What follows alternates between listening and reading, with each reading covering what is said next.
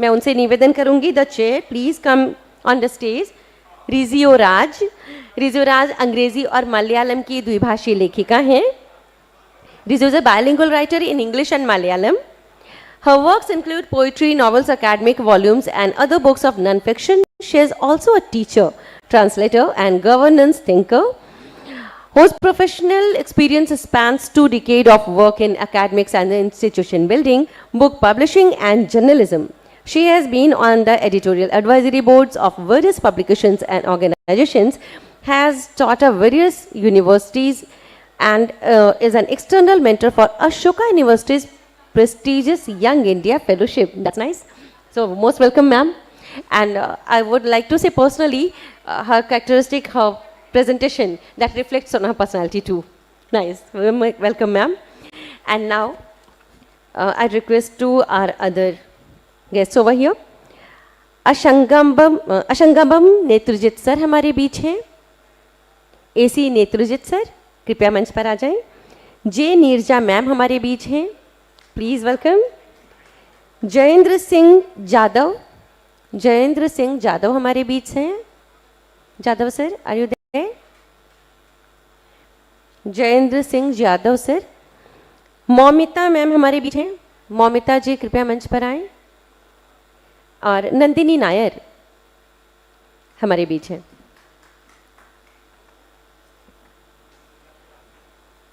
Please करें.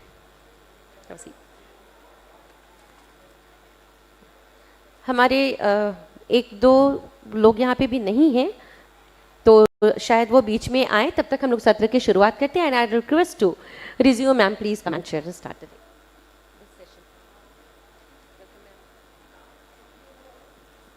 Thank you very much and good evening, friends.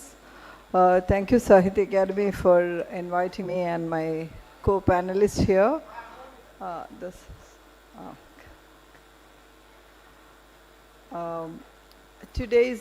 This evening's topic, my literary inspirations.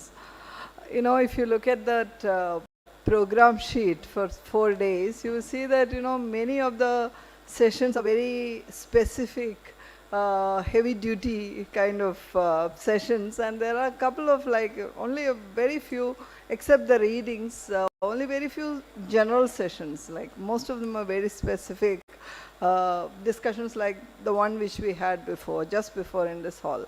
So this is self-explanatory, so I don't have to really introduce this.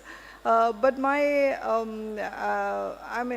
would imagine that a kind of a topic like this is actually meant for maybe young students, or, you know, I would imagine that something like this happening elsewhere would see the hall full of younger people sitting, and, you know, so the stories of different people, different inspirations would be interesting for aspiring writers, younger people. But evidently this is a different scenario, so I wouldn't take much of your time, but because the moderator has asked me to start, because she has already introduced me, and start with my own, a few thoughts about how I respond to this topic. You know, because this is also an international literary fest, though it doesn't look so much like it, but I thought it is important for us to perhaps think about a few things which, you know, when you talk about somebody's literary inspiration, there are so many. How can you really think about one or two of that? Maybe we are talking about a set of values that you hold very dear, or a set of certain things that your writing is anchored in, which sustain you as a writer, etc. So for me, because of paucity of time, we have, you know, it's already 4:05, we have to stop at 5. So everybody gets around 7 minutes or so, and then if there is anything last concluding words, then we can do that. So I'll just quickly share a few thoughts and then move on to the panelists. I was thinking when I thought about this topic, I thought of this very famous novella by this French writer, aviator, journalist called Saint-Exupéry. He has this very small book called The Little Prince. I don't know whether anyone has read this. Very small, illustrated. He has also illustrated that thing. Very beautiful. The first chapter of this text, this novella, starts with a 6-year-old boy talking about a picture that he had seen in a nature book. And in that book, he says there is a boa constrictor, this big snake that you find in South Latin American forests. So the boa constrictor is like 2 to 3 meters and big snake. So it is eating, the boa constrictor actually winds itself around its prey and then constricts it and eats it. So the picture showed how a boa constrictor was winding itself and killing its prey, eating it. So this boy was quite impressed by this picture, and he had a response to this picture. So he said, I drew my first picture ever following that, inspired by that. And what he drew was the boa constrictor having swallowed an elephant already. So the elephant is in the tummy of the boa constrictor. So the drawing is something like this: the tail, the big tummy, and then the head. So it is like this, the picture. So he showed it to his adults and asked, aren't you afraid? So this is a very terrible picture as far as he is concerned, because a snake has eaten an elephant. So the adults looked at it and said, what is there to be afraid of? It is a hat, right? So for them it was a hat. But for the boy, it was a terrible picture that he drew with the with the elephant inside the tummy of the boa constrictor. Why I'm referring to this is I'm just coming from I'm part of a school which is in rural Bihar, in a place called Manikpur in Aurangabad. There we have a set of children who are very, very rural background, but two of my friends are running a school there. And in that school, children draw all kinds of pictures, and they draw something like, when they paint the sky green and things like that. Of course, they know that the sky is blue. They see it every day, but still they sometimes draw it, paint it green. And the teachers, my friends, they don't say anything about it. They just engage with them about why is the sky green? And they always have an answer. The children always have an answer. And I thought in this particular book, The Little Prince, what the Little Prince, this small 6-year-old boy wanted was somebody to explore his truth, somebody to probe and ask him, what is this? Rather than already concluding that it is a hat. So I think my kind of inspiration comes from spaces and works like this, which actually directly go to the heart of something, trying to explore it, rather than accepting something as given and taking it. The same thing happens on the other extreme, sometimes in old age. Just as we don't understand we take for granted the truth of childhood, we sometimes take for granted the truth of old age also. Like my father-in-law is in the hospital. He has 80% block in his heart. So I took him to a cardiologist, and he looked, and he was in a wheelchair. And the cardiologist looked at him, and first sentence that he uttered was, 84-year-old, right? This is the first thing that he uttered. And suddenly what I thought of was this book called The Old Man and the Sea, Hemingway's book, which actually talked about the truth of old age, where you are there and you're still willing to go. And somebody else is branding you as an old man and as an 84-year-old man with 80% block. But the truth of his life is that he wants to live. He is raring to go. He is willing to do whatever to keep on living. So just as the truth of childhood and old age very often escape us, many moments in life escape.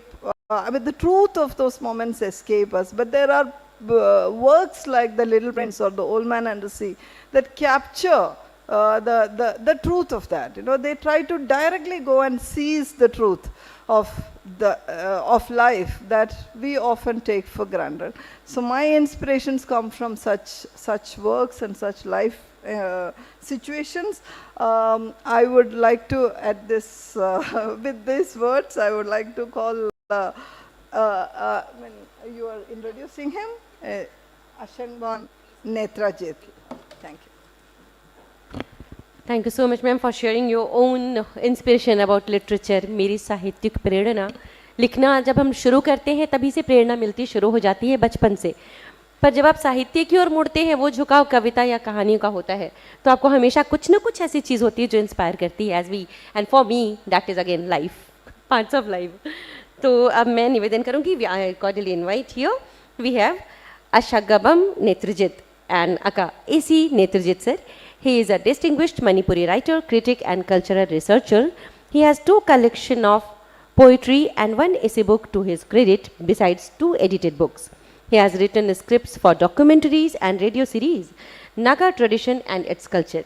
He is a member of Manipuri Advisory Board of Sahitya Academy and an executive member Manipur State Kala Academy.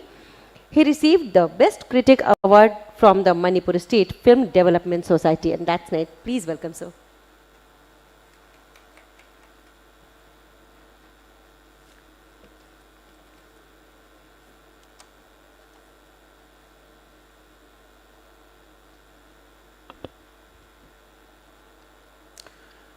Respected chairperson and speakers and my dear delegates, invitees and friends, today our topic, my literary inspiration. The subject brings me to my memories the event of my childhood days, because my love for literature today are inspired greatly by those memories. In those days, I was interested in reading novel and poem instead of spending times in school textbook and studies. I play hide and seek between my textbooks and the literary pursuit behind the back of my parents. The reason why I was lost in the literary and the world was because the teachers in those days instilled in my mind the timeless contribution of the pioneer Manipuri writers. The iconic names still linger in my memories. Hijam Irabot, Khwairakpam Chauba, Hijam Angahal, Dr. Lamabong Kamal, and Asangwa Minekatan. They inspire me greatly in my literary journey. They are the textbooks of my life. Here, let me digress briefly about those iconic figures in Manipuri literature. First, let me mention about Hijam Irabot. He was one of the important pioneer writers of modern Manipuri literature who inspired a whole generation of Manipuri literature. He brought out his first collection of poems, Saidam Saireng, which was the monumental work for him. Next, let me mention about Khwairakpam Chauba. He was a multifaceted personality. His novel, Lambangalata, was one of the early novels of Manipuri literature. He wrote poems, critical essays, drama, and the other literary works. Let me quote a few lines from his poem Shiva, which means death. Nobody knows when to die, today or tomorrow. The flowers when decayed, the fruit when reaped, will fall on the earth. Who can predict that? Next, let me mention Dr. Lamabong Kamal. He died young, but he contributed immediately.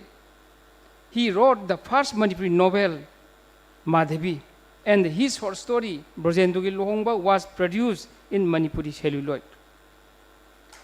I would like to mention after him, Hijam Angahal, his masterpiece, Khambathobi Sereng, running to about 45,000 lines, considered as an epic by the Manipuris, who also wrote other great poems and novels and dramas. Lastly, Asangwamine Ketan Singho is also an important pioneer Manipuri poet. He is also a great scholar in Manipuri literature. He knows Sanskrit, Bengali, and English freely. I quote some line from his Sahitya Academy Award-winning poetry book, Asaibagi Nitai Board. The all-compassing image of Thadoi, everywhere, on the surface of the earth, on the slope of the mountains, on the deep gorge, it was in hundreds, in lakhs, and in millions.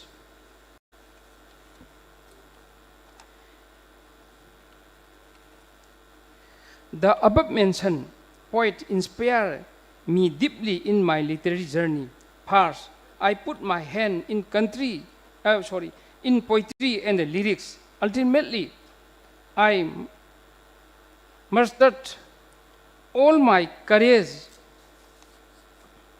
and collected a bunch of lyrics, and they were presented in songs in a music program in Impal by some well-known singers.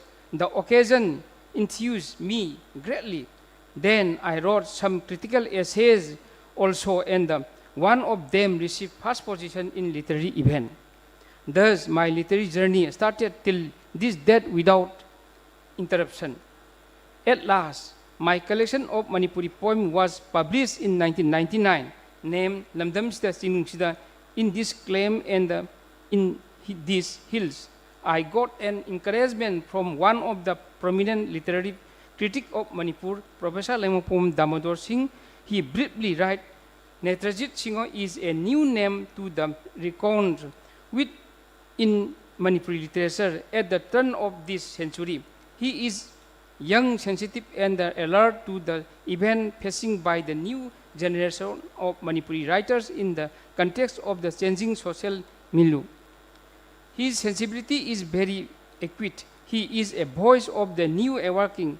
His poems reflect the crisis of Manipuri standing at a crossroad between tradition and modernity.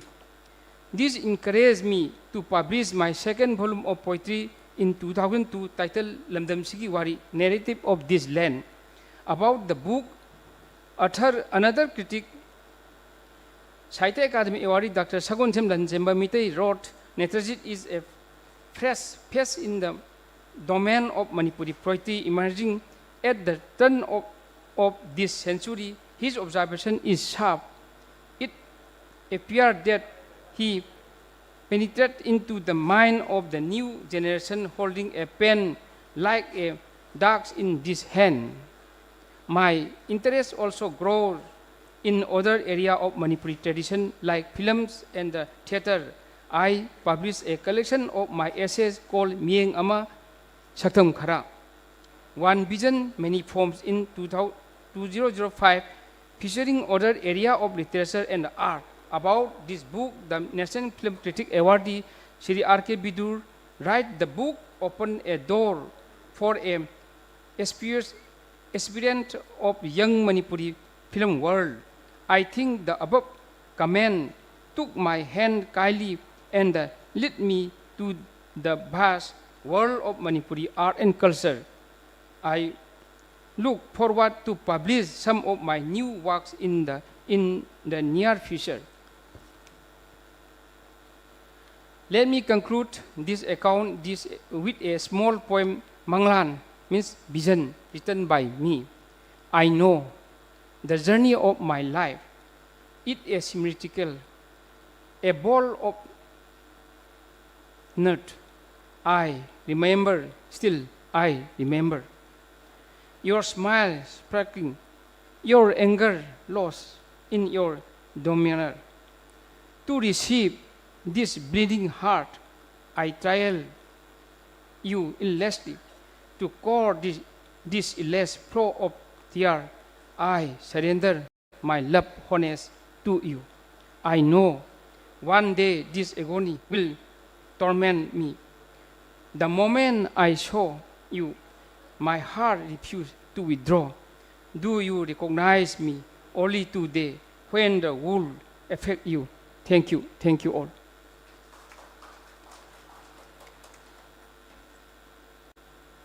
You want to say something? Actually, you're talking the last. Thank you so much. So, as you explained about your inspiration, that was really nice. And the best part, you told that few people can be the textbook for you. You can read and follow them, and that could be your inspiration. That's really nice. Thank you. And now we have J. Nirja with us.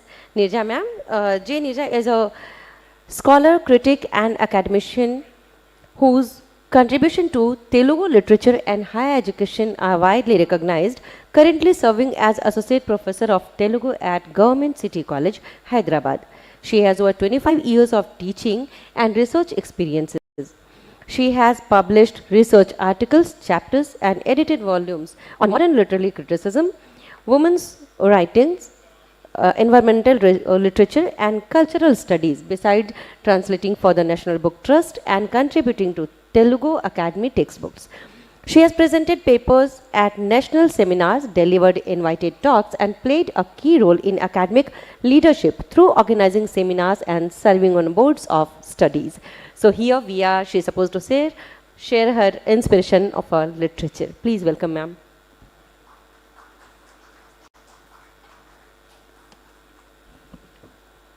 Thank you so much for that brief words about me.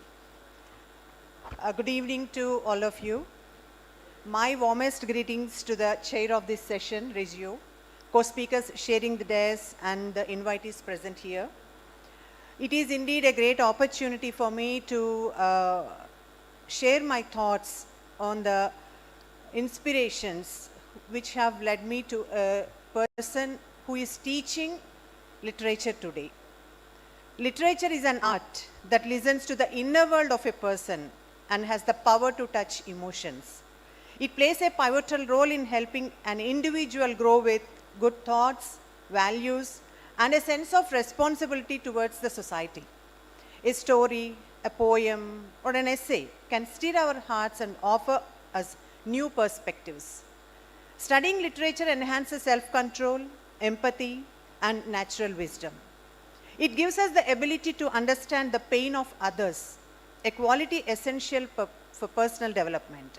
The foundation for this is laid in my childhood too. My parents did not limit education to just textbooks alone.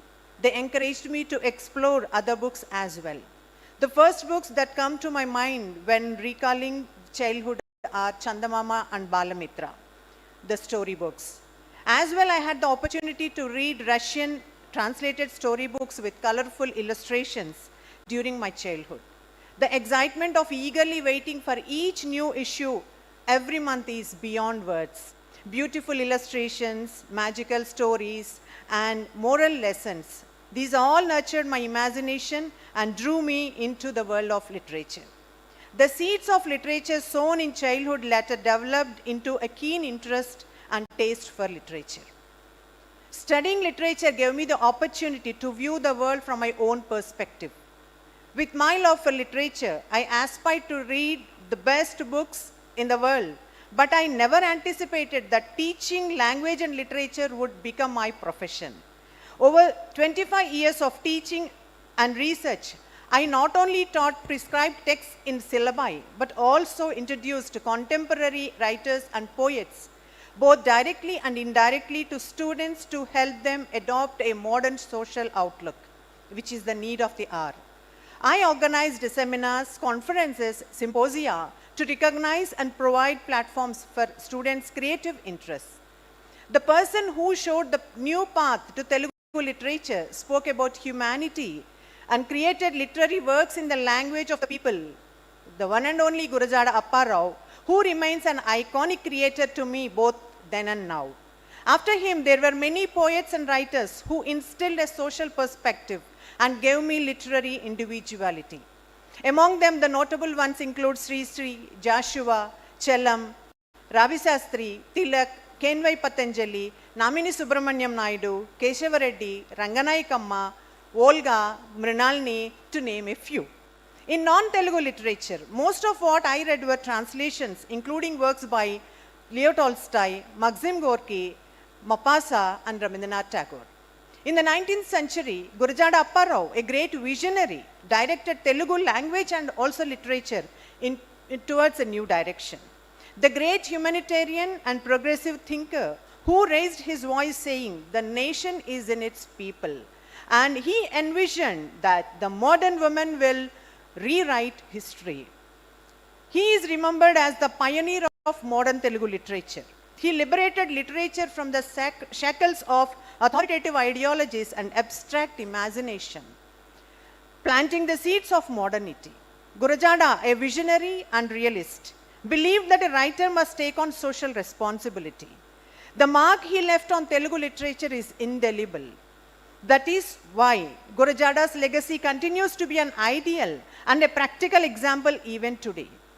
In one of his poems with the title Manishi, that is human being, he says, "As if they have divine power, you worship stones and idols made by humans and consider humans the least. You search for God hiding somewhere on mountain peaks. With eyes open, can't you see around you? Is God not present in the human being? If you wish and ask, doesn't he melt and vow liberation?" In this poem, Gurajada Apparao's humanitarian perspective and the depth of his thoughts are reflected. The poet questions the illusion of worshipping stones that humans have created, saying that such devotion and belief in inanimate objects lack logic. He strongly believes that true liberation can only be attained by respecting human dignity and practicing humanity. When we read this poem, it reminds us about the poem written by Rabindranath Tagore, "Leave This Chanting," where Rabindranath Tagore urges people to stop chanting God's name in temples and performing empty rituals, as true divinity does not reside in secluded worship. He emphasizes that God is found among the humble, hardworking people in the fields, factories, and lives of the poor and oppressed. Ultimately, he conveys that God lives where people toil and love, and the serving humanity is the highest form of worship. Gurajada was also an exceptional social reformer. Through his magnum opus play, Kanya Sulkam, he struck a powerful blow against the superstitious practices then in Telugu land. While earlier plays in Telugu were primarily based on mythological themes, Gurajada's play brought real societal issues onto the stage. Perhaps no other poet in the world, I can proudly say that, has written a poem about patriotism like Gurajada. Today, patriotism has become an expensive and highly saleable commodity. Gurajada, however, redefined patriotism. He said, "To love one's country means to nurture goodness, not just to utter hollow words. It means to rejoice in the well-being of others, to live with people of all religions and communities like brothers. A country is not its soil, a country is its people." According to him, patriotism means every individual should perform their duties sincerely, with heart, mind, and action in unison.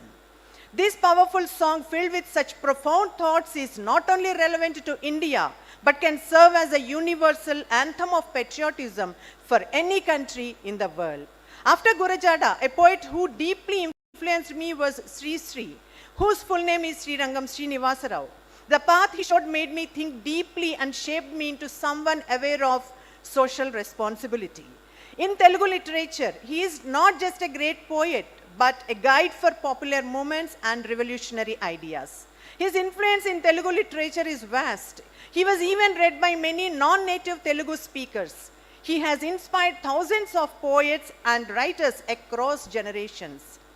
Even people who are illiterate still recite or sing Sri Sri's poems passionately. That alone shows how deeply his poetry has touched ordinary people. Many of his poetic lines are used as quotable quotes and headlines by news agencies for their news articles. Please. He heralded modern poetry and revolutionary thinking in Telugu literature. He set fire to injustice, the hardships of the poor, the sweat of laborers, the pain of the working class, and the inequalities present in society in his poetry. After him, the writer who expanded the horizons of my thinking and introduced me to unexplored dimensions of human psychology was K.N.Y. Patanjali. In his words, his writing and everything he did, one could sense the essence of world literature he has absorbed. Patanjali's writings are a world of their own. His style is unique, a language that dances with satire.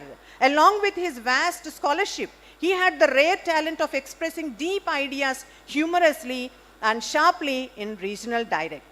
That's why reading Patanjali is not just reading, it's an experience, a journey through thought. And last but not the least, I should mention the name of this author who inspired me as an individual, as a woman, as a teacher, and as a critic. Olga, the most influential feminist voices in modern Telugu literature. Her writings brought a radical shift in the way women's lives, emotions and struggles were portrayed in Telugu fiction. She was one of the earliest writers in Telugu to foreground feminist ideology in her work through novels, short stories and essays. Olga gave voice to women's inner conflicts, their desire for independence and their search for identity. Her characters often rebel against the oppressive structures of family, marriage and tradition, making them relatable and revolutionary.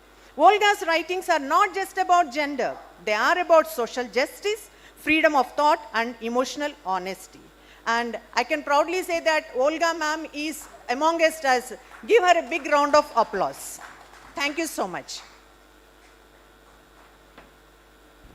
Thank you so much, ma'am. All the names are actually so much inspirational, but I'm sorry because we have the time limit. That's why I'm supposed to ask you. And with a little time limit, I'd like to request to invite here Momita ma'am. Momita, a noted Bengali short story writer, columnist and a novelist, is a doctor by profession. She has 10 published novels and one short story collection to her credit. She has received the Sahitya Akademi Yuva Puraskar for her first novel, Kuntal Fire Ace, in 2019. Besides this, she has won the Kritibas Award in 2022. She has participated in several literary programs. She is a regular columnist in leading magazines and newspapers of West Bengal, such as Ananda Bazar, Pratidin, E-Samay and Aajkal etc. So please welcome ma'am. Thank you so much. Okay, for me, inspiration comes from within. Inspiration for me is vitamin D, not easy to get it. A rose is a rose is a rose, but it is not a rose that inspires me, but it is the soul of nature that gives me energy. Vitamin D comes from sunshine, but there is a contrast in me. I love rains. I like the sky overcast with clouds and a promise of a shower. I have been another person than the one I know of when it rains on my roof. It allures me to an ethereal inspiration.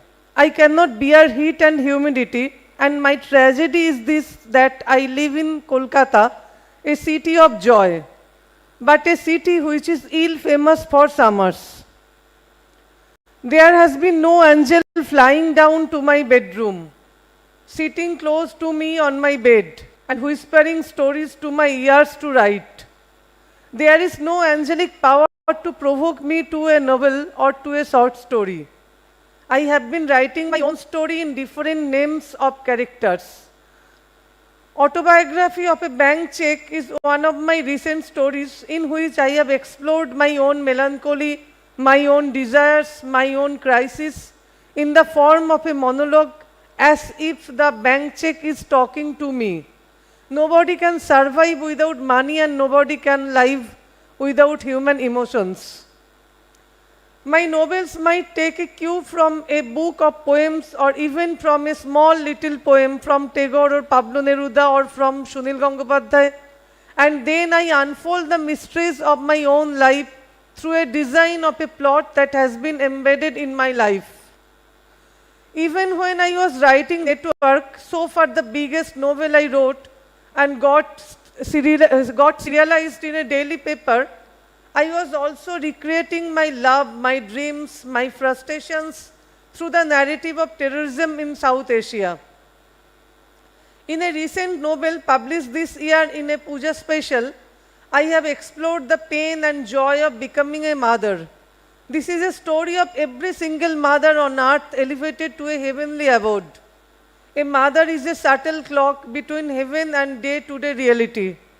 While writing the novel with my baby on my side, I realized that a mother needs a little slice of heaven in her nursing home-like bedroom. 3 persons and I were attending the baby. I was breastfeeding my baby every 2 hours and I was writing the novel. If you are a father, you are free to write whenever you want. But a mother is a mother. A mother has to wait for the baby to sleep. Through my baby's father is extremely helpful through days and nights. Still a mother is a mother. Even a 1-month-old baby understands the difference between a father and a mother by smell and skin touch. Inspiration for me to write is no myth, but a reality without which my inner dynamo does not work. I am not an AI. I need to suffer, I need to love, I need to have fear. An AI is not afraid of anybody. An AI does not have heart or lungs to suffer. Nobody lives in a valley of flowers, nor do I want to. But I live in moonlight and nightmares to arrive at a junction between good and evil. I am forced to live with all ugliness around me to find an oasis of solace and sublimity. I strongly believe if I want to write, I have to write. Under any circumstances, there is no shortcut for a writer.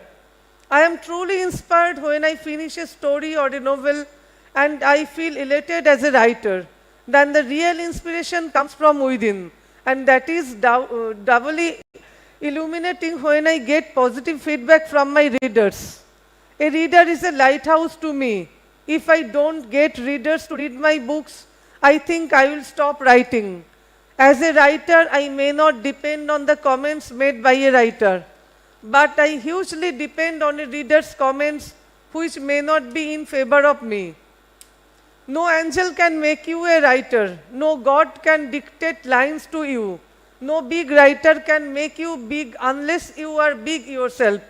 A writer like me is a lonely person. I am not saying alone. Finally, I would say one vital thing for inspiration is love and love and love. Being in love is that vitamin D that eternally inspires me to write. Thank you so much. So poetic and ornamental language, you explore everything, and that was really beautiful. Thank you so much. The gist is, whatever inspiration you get, that comes writing, that comes from within. That's really great. Thank you so much. Now I request to Nandini Nair with us. Nandini Nair is an author of over 90 books for children in English. Her book, What Shall I Make, was recognized as an outstanding book by the United States Board of Books for Young Readers. Works such as Pranav's Picture, What Shall I Make, Guddu's Photo, and The House of 14 Cats are on CBSE's list of recommended books. Her books have also been on the Parag Honor List, Mini's Question in 2021, and Sometimes Mama, Sometimes Papa in 2022, Her books are their bun shops. Their bun shops in the jungle of India and other secret stories from history. Other secret stories from history won the Binod Kanuria Award in 2024. That's really great. Welcome, ma'am. Welcome on the stage. Good afternoon, all. I'm a children's writer, and it gives me a sort of gleeful pleasure because starting from the chair, everyone has talked about how they were inspired in childhood by the books that they read. And I'm here to tell you what inspired me to write some of the books which will perhaps be inspiring other readers as well. So, when you write for children, one of the things is that a lot of people think that to write for children, you need to think like a child or to just remember your childhood. It goes a little deeper than that. And when we look at the books that I have written, so I have written for children of different ages. And the publishing in India right now, unlike what it was several years ago, has very clearly demarcated segments for children of different reading competencies. So we don't like to say ages, but different reading competencies. So the picture books, which is a new addition and a very welcome addition to the Indian children's publishing market, is what I'm going to talk about. So like the name suggests, picture books are books which have lots of pictures, but that doesn't make the text any less important because the pictures and the text work together to create a narrative that is meant to target children who don't even read actually. So it's for the youngest of the young readers. They usually typically have the story read out to them by the adult in their lives. So as you can imagine, the inspiration for these stories has to come from the world that the children inhabit. And in terms of both space and time and topics and themes, this is a very, very limited space because most children at this age, so we are talking of children of 2 and 3, maybe up to 5 years. Most children of this age are largely at home. The number of people that they meet are restricted to their immediate family members. So the scope of their attention also at this age is very limited. So you cannot have a story that expands or goes back too far or goes too much further into the time. So keeping all these considerations in mind, what are the things that inspire me to write a story? So I thought of 2 or 3 sort of categories. But you will find when I talk about it that there is no separate rigid demarcation in these categories, that there is a certain blurring and overlapping of this. The first, of course, is how children react to the world around them.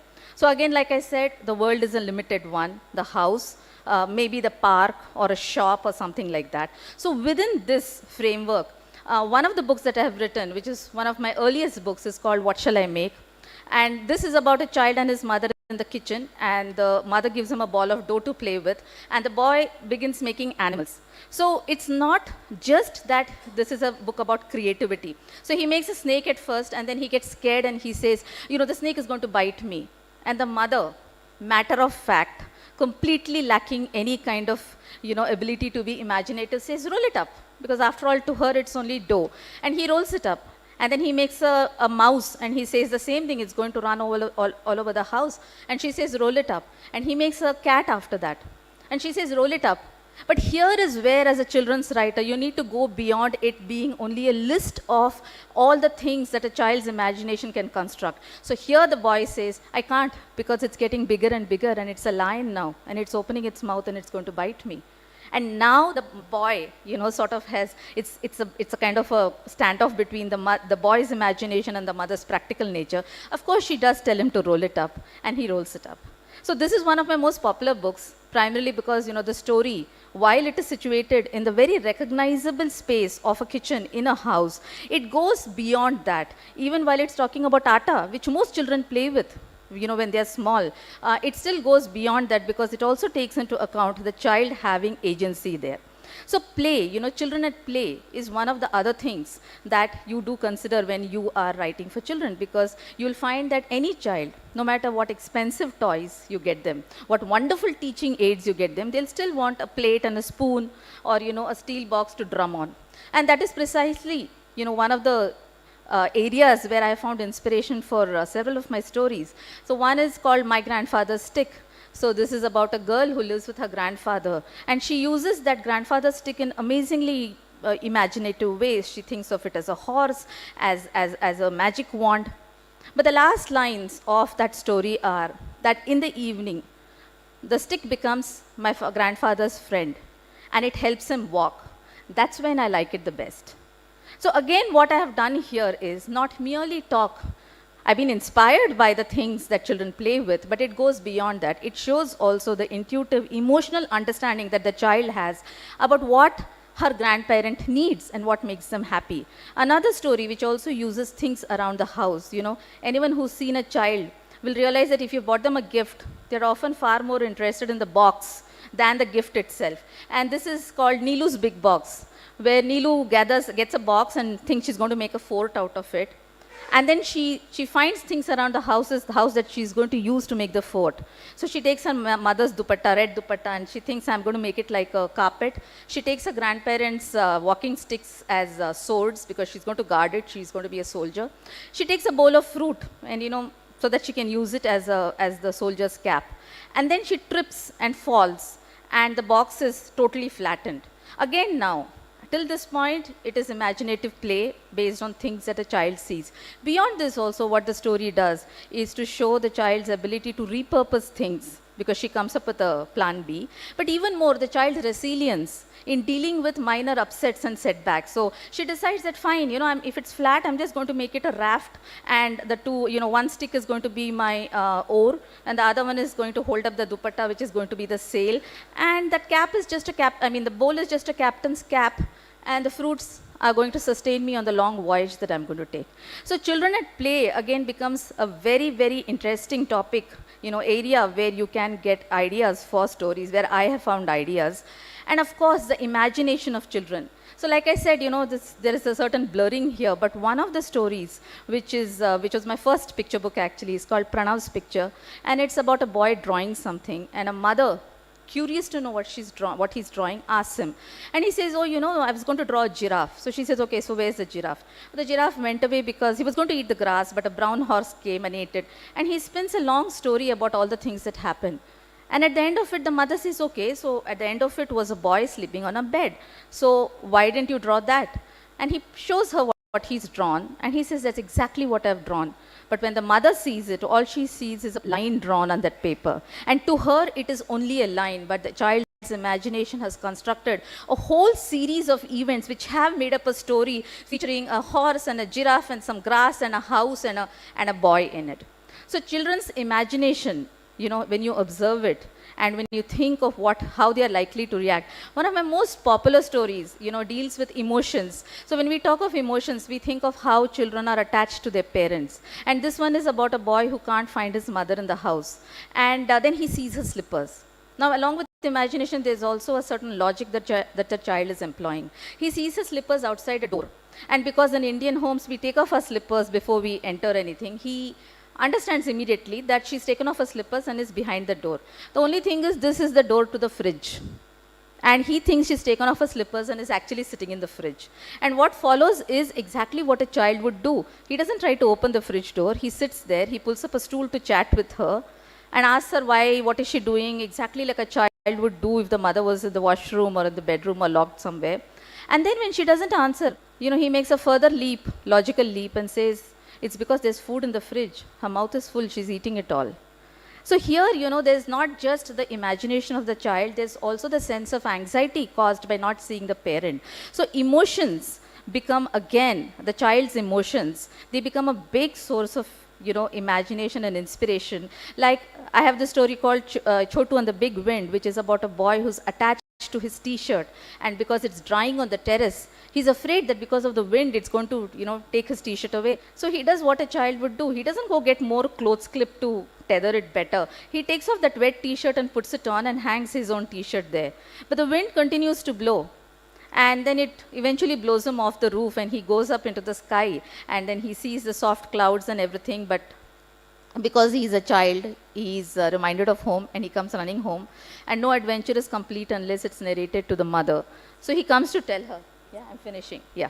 So he tells the mother all about it, and then she says, but why did you wear your wet t-shirt? And he says, but the wind dried it, and it has.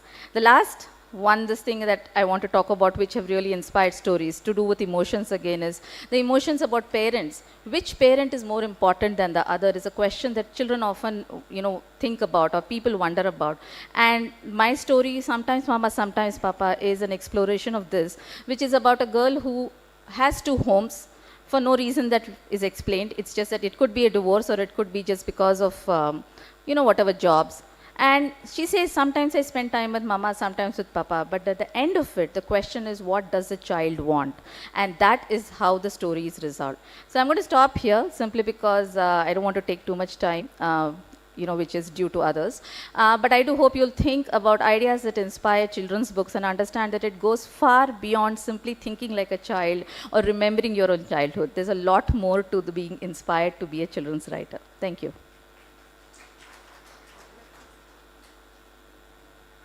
And to conclude, I would like to request Rizio ma'am, please come. Thank you very much, all the panelists. Like, it has kind of come full circle. Like, I was talking about the adult looking at the boa constrictor eating the elephant looking like a hat, and she's talking about the mother, the whole series of things looking like a lion to the mother. So I have some observations about my first thing is that look at the panel, like, different kinds of creativity, film critic, an academician, a short story writer, a children's book writer. I dabble in all these kind of different things, fundamentally a poet. So it is interesting to see different people talking about their inspirations. Most of them refer to their childhood and how that time really helped in, there was a freedom to explore. I think all of our, except Momita, who did not talk about that particular phase of her life, but still she was talking about her own experiences, but maybe at this age group. Like, one thing that I noticed about our generation of people, for instance, my childhood, my parents also, like Neerja's, we never had a problem about, like, don't read this, don't read that, etc. We had a bookshelf, there were magazines coming.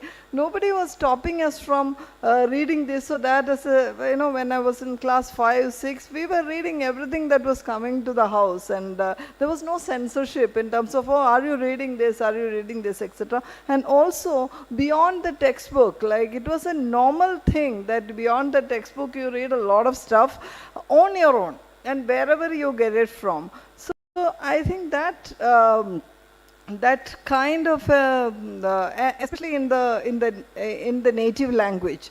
So I read in Malayalam, she read in Telugu and Manipuri and all different languages, Bangla. Because this is also important, I think, something which we are lacking today. And as a writer, as a poet writing in English today, I feel this also, because when you have this kind of upbringing where you read things like this, you are also reading yourself into a community of readers, and a people that appreciates a certain a literature. So you are slowly, as an English writer writing in India, there is no geographical boundary to this, and also people are so scattered. So you don't really feel that, that community of that audience, that readers there. So we are all, while we are reading and getting inspired to be writers, we are also becoming that community of readers, which is very, very important for us. I think more and more we are losing, because we censor our children's readings, like saying, okay, this is for children's, these are children. Of course, we also had children's books and magazines, but we were not, this kind of demarcation was not there in terms of, okay, you read this or you read that. And by class 7, I actually had read most of the major Malayalam writers, because our bookshelf had all these people and we read it. So it did not really hurt us or harm our sensibility, rather it enhanced our sensibility, and we became part of this reading community. the native reading community, which also helped the writers, because you have a range of readers, from this age group to that age group. So that was that. I think there is that lack which I see first as a writer in English today in India, and also as somebody who is teaching and understanding and looking at the whole thing. As he was, Ashangban was mentioning, there are these textbooks, poets who become textbooks in his life rather than the actual textbooks. This is also kind of leading to that, thinking about that organic community which is formed, where you're not really constructing the readership, but organically you're becoming part of that community, which develops a certain kind of sensibility. I'm very glad that all the writers, all the speakers here mentioned that, and we are kind of pointing towards that thing, which is very, very essential. And perhaps there is a need to bring back, put in some effort, not like these kind of conferences alone. These kind of conferences have their role to play. They bring different people together. But there are organic communities, local communities that we need, where things are discussed at a more organic, deeper level, which is perhaps very important. And another question which came up through this is also about the practice of humanity. Everybody is talking about that. The practice of humanity, somebody mentioned that phrase, which is very interesting.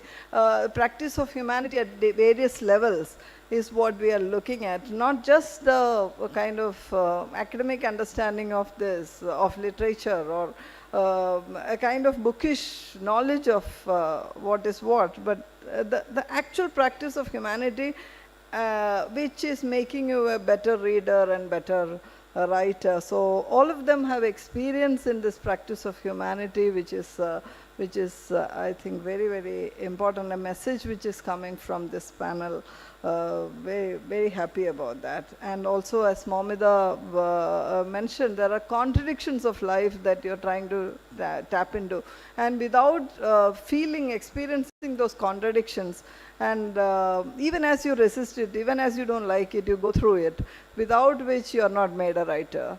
And your reader also feels that, these contradictions of life. So I think this is an unending kind of discussion, so because we don't have the time for this also. But I guess if each one of us can, the audience and us, we can take this idea of like, is there a way to have an organic community of readers and writers who are discussing things at a local level, not just as at a level of, okay, I'm a writer, I'm writing, I'm publishing, but also there are other things between the published work and the writer who is sitting at the desk. There are a lot of things. Is there can there be platforms, local spaces where, because this is just one session, but there are so many things to be discussed, so many things to be understood at that level. So I hope this session will lead. It's being recorded also, so I hope the academy can also nurture these kind of organic local communities rather than just only doing these kind of big conferences. Thank you very much. I thank all the panelists, wonderful, very insightful for me personally, and we thank Sahitya Academy for giving us this opportunity to come here and share our thoughts about what inspired us to be writers and readers. Thank you very much. Thanks a lot, ma'am. Yeah.